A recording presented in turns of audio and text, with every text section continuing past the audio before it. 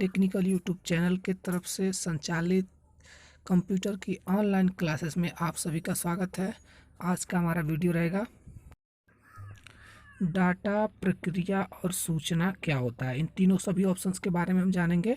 तो पहला हम जानते हैं डाटा क्या है।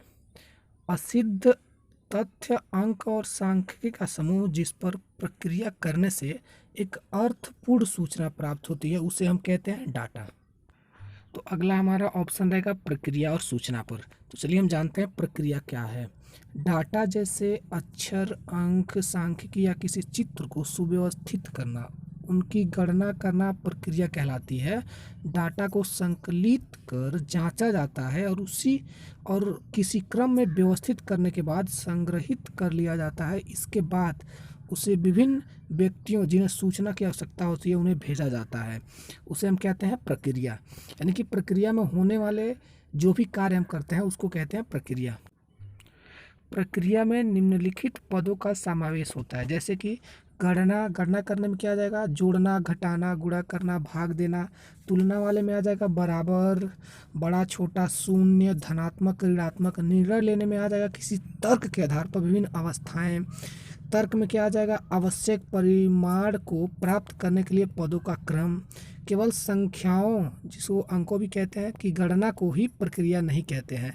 कंप्यूटर की सहायता से दस्तावेजों में त्रुटियां ढूंढना, टेक्स्ट को व्यवस्थित करना आदि भी प्रक्रिया ही कहलाती है। प्रक्रिया पर आधारित यह एक फिगर है जिससे देख के आप समझ सकते हैं कि प्रक्रियाएं कैसी होती हैं। तो आज के इस फिगर में आप ध्यान से देखिए और समझिए कि प्रक्रिया क्या होती है। चलिए हम नेक्स्ट ऑप्शन के बारे में जानते हैं। सूचना क्या है। जिस डाटा पर प्रक्रिया हो चुकी है वह सूचना कहलाती है। यानी कि जिस डेटा पर हम प्रक्रिया कर लिए हैं वो हमारी डेटा सूचना कहलाती है। अर्थपूर्ण तथ्य, अंक या सांख्यिकी सूचना होती है। दूसरे शब्दों में डाटा पर प्रक्रिया होने के बाद जो अर्थपूर्ण डाटा प्राप्त होती है उसे सूचना कहते हैं। अनुरूपता की विभिन्न श्रेणियों का गुण रखने वाली उपयोगी सामग्री होती है। सूचना निम्नलिखित कारणों से अति आवश्यक और सहायक होती है। यह जानकारी यह वर्तमान और भविष्य के निर्णय लेने में सहायता करती है। भविष्य का मूल्यांकन करने में सहायक है। ये तीनों ऑप्शंस पे हमारी जो अति आवश्यक सहायक होती है यही तीनों ऑप्शंस हैं। आगे हम जानते हैं सूचना के गुण।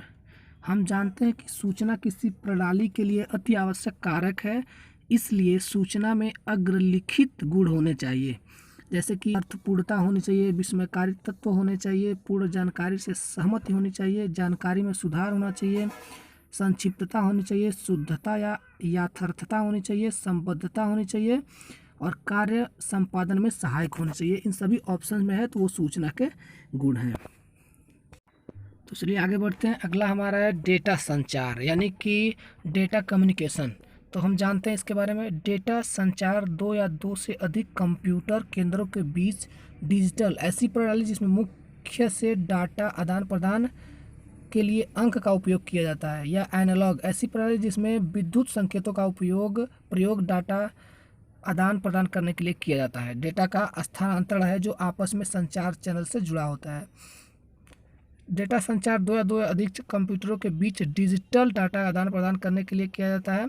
इसका स्थानांतरण जो आपस में संचार चैनल से जुड़ा होता है। अगला हमारा ऑप्शन है डेटा संचार के लाभ। पहला रहेगा डेटा को भौतिक रूप से भेजने में तथा सेट तैयार करने में लगने वाले समय की बचत, आधुनिक कंप्यूटर के प्रोसेसिंग शक्ति तथा संग्रहण क्षमता का उपयोग, फाइनल में सूचनाओं की तीव्र प्राप्ति, फाइलों में नकल से बचाव, कम खर्च में डेटा का आदान प्रदान। अगला ऑप्शन है संचार चैनल के प्रकार। पहला इसमें रहेगा सिंप्लेक्स चैनल। सिंप्लेक्स चैनल क्या होता है आगे हम जानते हैं। इसमें डेटा का प्रवाह बस एक ही दिशा में होता है, जैसे रेडियो स्टेशन से रेडियो सिग्नल श्रोताओं के पास पहुंचता है, पर श्रोता वापस उस सिग्नल को रेडियो स्टेशन में नहीं भेज सकता। इस सिग्नल में बस ए से बी की दिशा में ही जाता है। जैसे हम बोल सकते हैं वो हम केवल सुन सकते हैं और इधर से उसे वापस नहीं कर सकते, जिस प्रकार की इस रेडियो में होता है।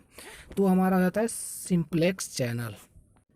इसका सेकंड पार्ट है अर्ध डुप्लेक्स चैनल, यानी कि हाफ डुप्लेक्स चैनल। इस चैनल में डेटा का प्रवाह दोनों दिशाओं में होता है, परंतु एक समय में किसी एक ही दिशा में डाटा का प्रवाह होता है, अर्थात ए से बी की ओर या फिर बी से ए की ओर, जैसा टेलीफोन में होता है। टेलीफोन में हम एक बार या तो बोल सकते हैं या तो सुन सकते हैं, वो हमारा होता है हाफ डुप्लेक्स चैनल। इसका तीसरा ऑप्शन है पूर्ण डुप्लेक्स चैनल, यानी कि फुल डुप्लेक्स चैनल।